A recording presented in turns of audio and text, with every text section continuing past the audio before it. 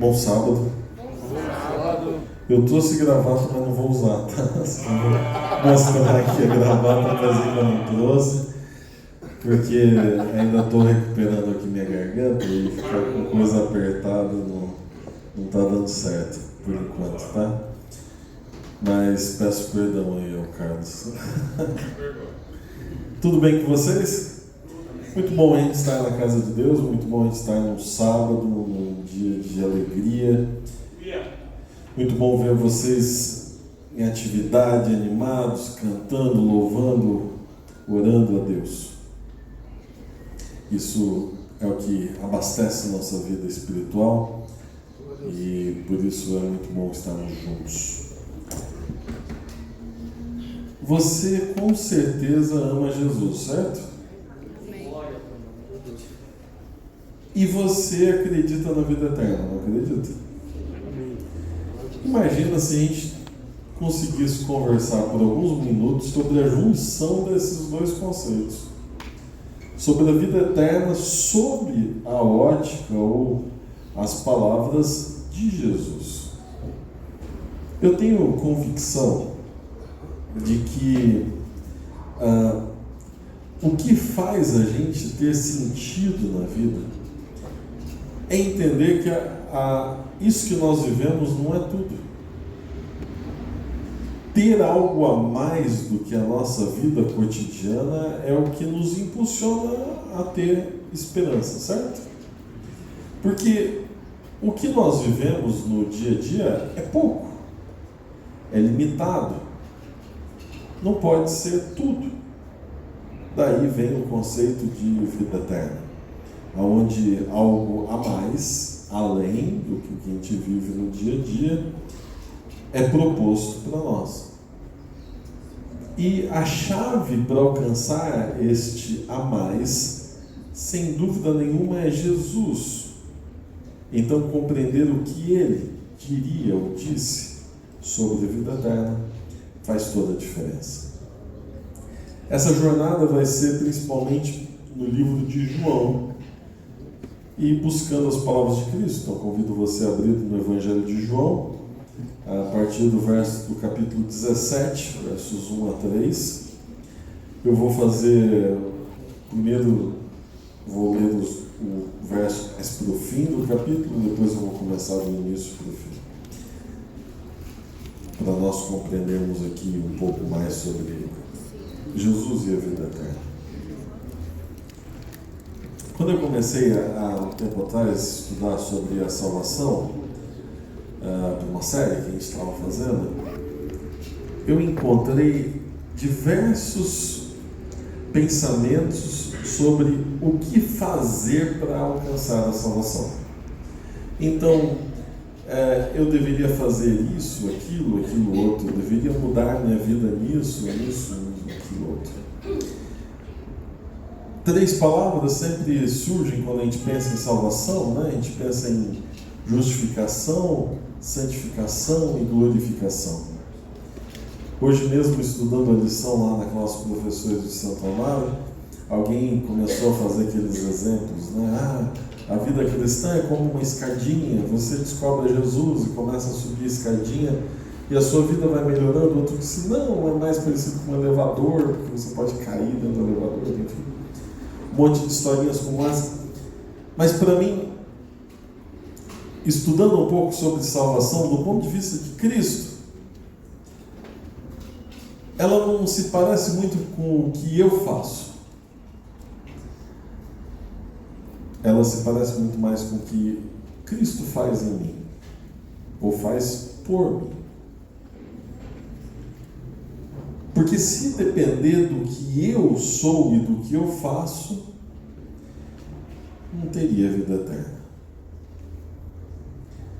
O primeiro passo para qualquer tipo de esperança é admitir que nós estamos equivocados, que nós somos pessoas que erram, que fazem o mal uns para os outros. No Instagram, outro dia, eu estava olhando o Instagram, acho que eu estava com muito tempo Livre, acho que era um domingo, e eu passando lá os posts, e eu achei um post da BBC. Eu sigo gente importante. E lá no post da BBC, alguém estava explicando sobre uma parábola muito conhecida, e lá eles foram atrás do original, de quem fez essa história.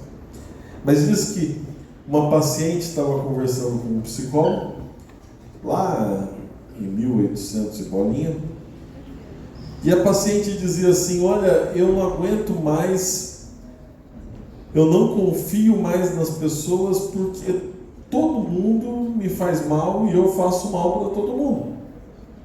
Eu sou uma pessoa má e os outros são pessoas más, e eu não aguento mais esses relacionamentos. E o psicólogo disse: então vou te contar uma historinha. A historinha é sobre uma família de porco-espinhos.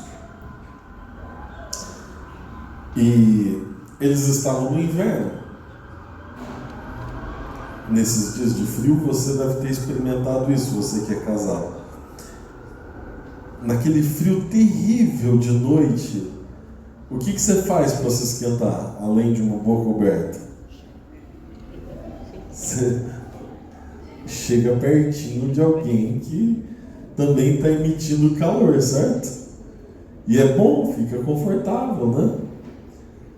Mesmo que o outro esteja com aquele pé gelado, né? Mas dá um calorzinho. É bom, né? Essa família de porcos-espinhos, e quem conhece um porco-espinho sabe que ele tem aquela proteção toda dos espinhos. Quem mora lá no sítio e tem cachorrinho já deve ter passado pela experiência de o cachorrinho voltar para casa correndo com a cara cheia de espinhos e aquilo inflama, e ele já chorando porque foi brincar com o porco-espinho. O que aconteceu? Se feriu todo. Essa família de porcos-espinhos estava passando frio, e eles então resolveram fazer o quê? Ficar juntinho. Só que quanto mais juntinho, mais o espinho do colega feria o outro. Então, quando eles se machucavam, o que eles faziam? Sai de perto, né? Porque o seu espinho não me machucava. Só que quanto mais longe eles estavam um dos outros, mais frio eles passavam. E virou uma equação daquelas complexas: eu morro de frio ou eu fico machucado. Até que eles acharam uma distância quase segura, onde o frio era menor, porque eles estavam perto, e as feridas não eram tão profundas que não faziam com que eles sofressem demais. Parece que nós, seres humanos, poderíamos ser apelidados de porco-espinho. Com o passar do tempo, a gente cria uma camada enorme de espinhos ao nosso redor. É porque a gente é mau, mas principalmente porque a gente cansou de ser ferido e a gente cria essa proteção. Você já conversou com alguém que você nem queria machucar ou nada disso, e você falou uma palavra que era sensível para ela, ela já jogou uns espinhos em você? A gente se protege por sermos pecadores ou por sermos complexados com as maldades do mundo. Nós ferimos os outros. Alguém diria num belo sermão: vamos arrancar todos os espinhos e sermos pessoas perfeitas. Isso é impossível. Isso não acontece. Como então viver junto? Como então chegar na vida eterna, se nós mesmos não conseguimos nem nos relacionar uns com os outros? Capítulo 17, verso 1. Tendo Jesus falado essas coisas, levantou os olhos ao céu e disse: o contexto aqui é a oração sacerdotal de Jesus. No os momentos de despedida dele antes da cruz. Jesus começa então a sua oração: Pai, é chegada a hora, glorifica teu Filho, para que o Filho te glorifique a ti. Assim como lhe conferiste autoridade sobre toda a carne, a fim de que ele conceda a vida eterna a todos os que lhe deste. A oração sacerdotal de Jesus começa com um clamor de Cristo a Deus Pai, dizendo: Senhor, me glorifica, assim como eu te glorifico, para que como resultado final tenha vida eterna a todos que você me deu. Amém. O objetivo final do ministério de Jesus, então, é qual? Qual o objetivo final? Vida eterna. Para quem? Todos. Ixi, não é só para o pessoal bonitinho do Jardim Prudência, cheiroso? Não é para esse pessoal gente boa só do Jardim Prudência?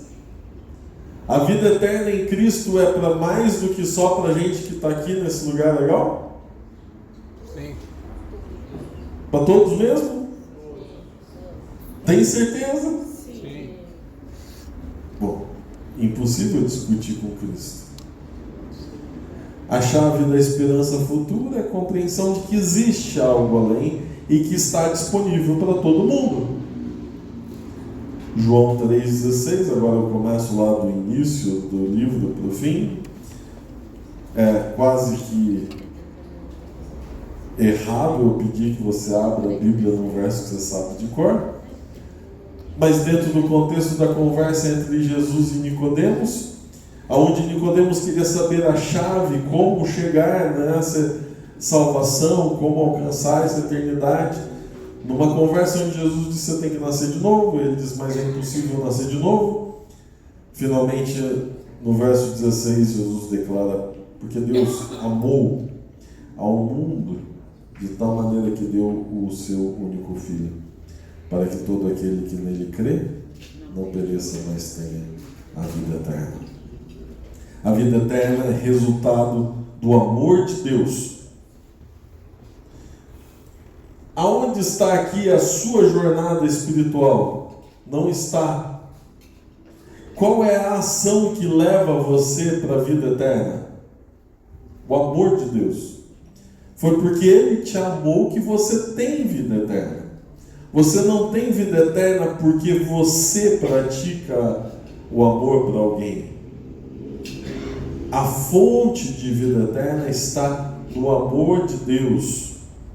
Quem inicia esse processo é o próprio Deus, quando te dá a alternativa. Então, hoje, a fonte é o amor de Deus. Só existe vida eterna porque Deus te amou primeiro. Passe uma página para frente, no capítulo 5, verso 24. Jesus explicando qual era a sua missão aqui na terra, para que ele dizia, ensinava, curava, etc. Capítulo 5, verso 24, ele diz: em verdade vos digo, quem ouve a minha palavra e crê naquele que me enviou tem a vida eterna. Não entra em juízo, mas passou da morte para a vida. Como alcançar a vida eterna, segundo Jesus? Como ter o acesso a essa vida eterna? Qual é o seu passaporte para essa vida eterna? Qual é? Crer. Aquele que crê. Crê na palavra. Crê no Senhor. Este terá a vida eterna? Sim. Não, este tem a vida eterna. A vida eterna não é só uma promessa futura, é uma realidade presente. Para aquele que tem mais dinheiro, é isso? Para aquele que é mais bonito? Para aquele que se veste melhor? Para aquele que conhece melhor as doutrinas? É para aquele que Crê. Eu preferia até que a salvação tivesse um parâmetro mais simples, como dinheiro. Porque daí eu olhava a minha conta bancária e eu ia ver se eu estava salvo ou não. Eu até preferia que fosse aquele que conhece melhor as doutrinas, porque eu teria uma vantagem que eu estudei as doutrinas há muitos anos. Eu até preferia que fosse aquele que, sei lá, usa gravata, porque daí era só pôr a gravata que estava ali, eu estava na salvação. Eu preferia. Seria mais simples até. Mas é maior do que isso. É crer.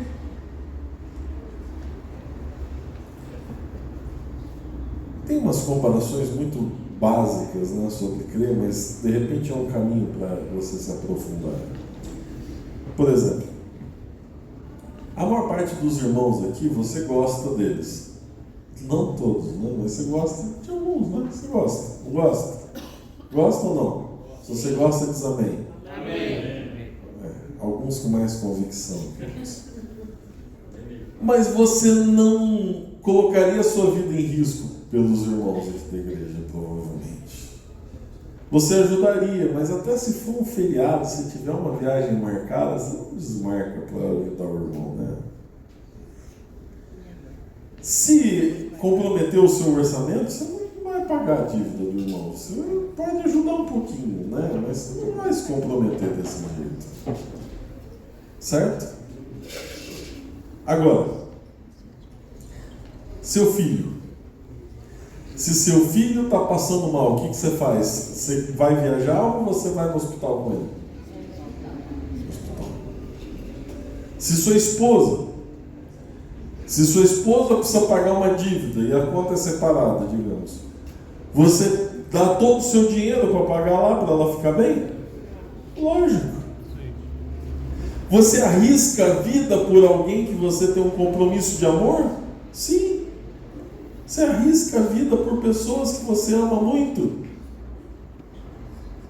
Quando falou de dinheiro, um monte de gente ficou balançada, né? Dá até a vida, né? Mas o dinheiro não. O pessoal tá feia a coisa aí. Ele que se endividou, né? Ela, então se vira. Tá bom, entendi. Conforme você tem mais relacionamento, profundidade com essa pessoa, mais você se compromete com ela. Com Deus é a mesma coisa. Se você tem a religião apenas como um ponto na sua vida, se Deus não é a prioridade, então você tem um compromisso com Deus pequeno. Ah, não, eu não vou mudar minha vida por causa de Deus, não. Ah, eu não vou fazer isso por causa de Deus. Ah, não.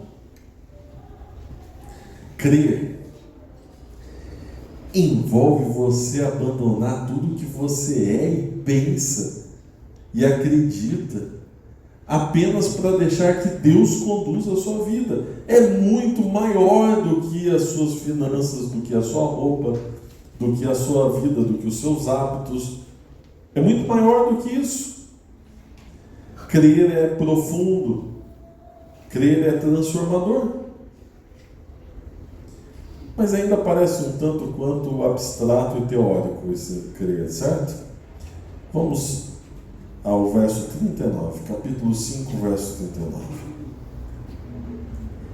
Examinais as Escrituras, porque julgais ter nelas a vida eterna, e são elas mesmas que testificam de mim. Para Cristo existe uma fonte, sim, de relacionamento com Ele que é perfeita.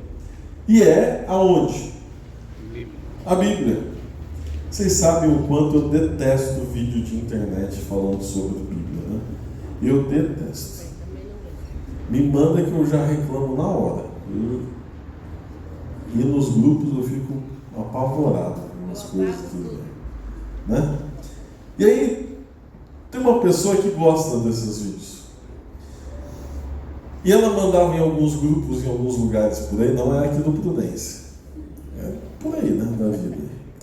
E ela mandava os vídeos e eu dizia, mas esse vídeo não manda no grupo. Você não deixa eu mandar os meus vídeos? Eu disse, por favor. E a gente ficava nessa, aí parou de mandar os vídeos lá naquele grupo que eu estava. Aí sexta-feira me mandou um recado enorme no WhatsApp. Pastor, me ajuda. Eu estava dando estudo bíblico para um casal. Esse casal esbarrou num vídeo do YouTube e não quer mais ter estudo porque viu esse vídeo do YouTube. Eu disse, o veneno voltou, né? Gostava tanto de vídeo, né, irmão? Agora. Aí eu assisti o vídeo 2 horas de um ateu entrevistando um ex-adventista, tentando provar que Deus não existe, a Bíblia não existe, e aí criticando a igreja adventista. 2 horas de vídeo. Logicamente que eu não aguentei assistir tudo, né? Eu ia pulando para ver qual o próximo absurdo. Depois eu mandei pro irmão todo mundo. Não, ninguém aguenta. Mandei pro irmão lá umas respostas, tal, e pedi para conversar com o casal, vamos ver se nessa semana a gente conversa. Mas essa experiência me reforçou uma ideia que eu venho pregando já há um tempão. Escritura é isso aqui, ó, gente. O resto não gasta tempo.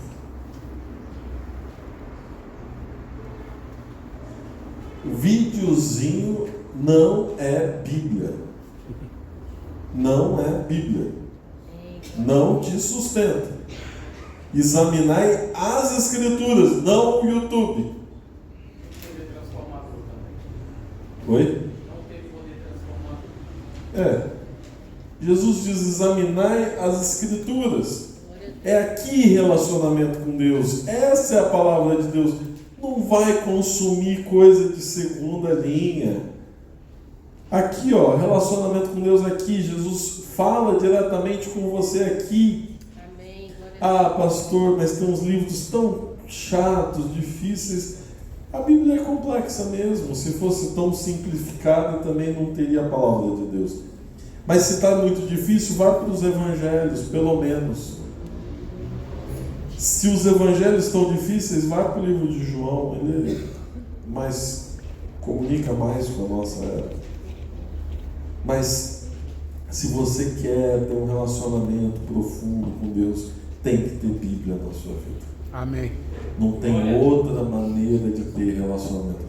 Pastor, eu vou 10 vezes na igreja, assisto 200 cultos online de madrugada. Isso tudo aí, até tudo bem, vai te ajudar, quem sabe. Mas antes de qualquer coisa, a Bíblia. Examinar as Escrituras, porque nelas tem vida eterna. Glória ao Senhor.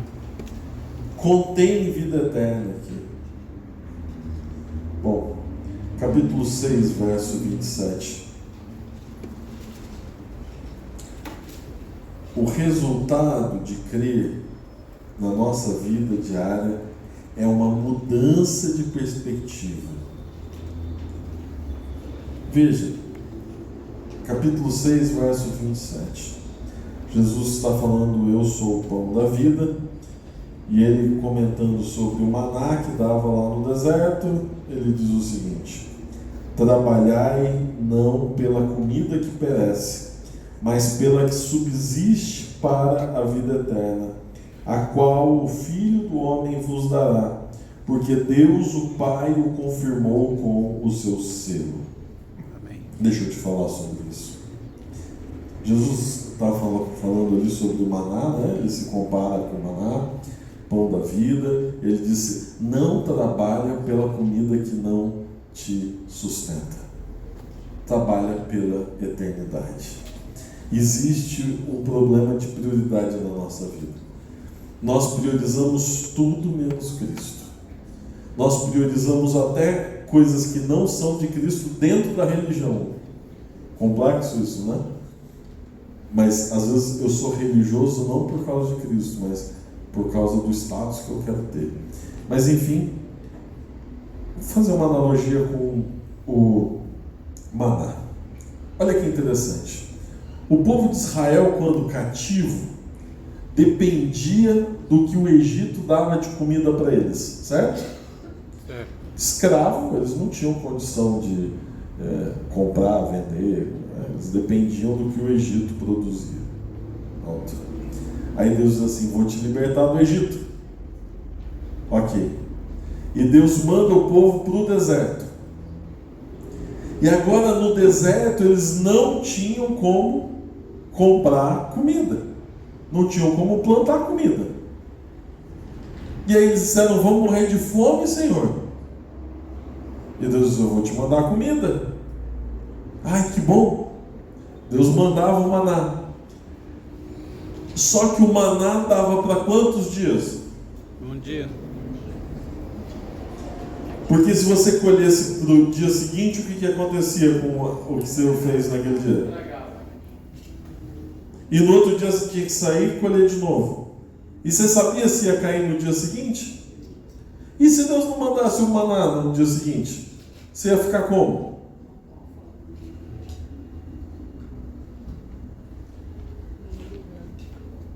Eu estou convidando você hoje a depender de Deus. Glória a Deus. Amém. Você acha que o dinheiro na conta vai garantir maná amanhã? Você acha que ter propriedades vai te ajudar a ter maná amanhã? O convite de Deus diz: para de depender do Egito. Mas Senhor, se eu depender só do Senhor, pode ser que eu não tenha sustento para amanhã. Eu vou te mandar o maná. Glória a Deus. Isso é crer em Cristo. Amém. Mas se eu não trabalhar 12 horas por dia, como é que eu vou fazer? Mas se eu não trabalhar no sábado, como é que eu vou fazer? Mas se eu não... Está na hora de a gente dizer assim: mas se eu não crer em Cristo, eu vou só viver isso aqui? Eu não sei se você consegue compreender, mas é um tamanho de compromisso com a vida eterna que supera todas as coisas. Você coloca a prioridade em Deus de uma vez por todas. Finalmente, 2 Coríntios capítulo 5, é o único verso fora de João, capítulo 5, verso 17, onde Paulo resume de maneira perfeita essa relação entre Jesus e a vida eterna e a promessa de salvação. 2 Coríntios capítulo 5, verso 17. Você achou? Diz amém. Amém. Se pela ofensa de... Eu estou no lugar errado, desculpa. Vocês disseram amém, eu disse misericórdia aqui, que está no lugar errado. 5:17. E assim, se alguém está em Cristo, é nova criatura. As coisas antigas já passaram e eis que se fizeram novas. Amém. Glória a Deus. O meu desejo para você hoje é que você viva esta realidade. Se entregue completamente a Cristo. Tenha um relacionamento profundo com Ele, a ponto de Ele ser prioridade da sua vida, a ponto de Ele guiar os seus passos, a ponto dele renovar em você tudo e tudo ser novo. Glória a Deus. Este mundo não é tudo. Isto aqui não é tudo. Deus tem muito mais para você. Amém. Maravilha, Deus. Não é por acaso que em João capítulo 10, verso 10, ele disse: eu vim para que tenham vida e eu tenho em abundância. Enquanto estamos aqui, a nossa vida é limitada. O pecado nos limita. A nossa maldade em relação aos outros limita a nossa felicidade. Mas Deus tem um lugar melhor para nós. Tem algo além. E se você não está aqui por isso, por que você está aqui? Se a tua vida não é regida por isso, pelo que você está sendo regido? Qual é a sua motivação se não é alcançar a vida eterna? E qual é o caminho para a vida eterna se não é por Cristo? Essa reflexão é apenas para você pensar um pouco. Espero que você saia daqui tendo um problema na sua cabeça. Como colocar em prática tudo isso que nós conversamos? Eu gostaria de pedir uma bênção para você. Fique em pé. Para nós pedimos essa bênção de Deus.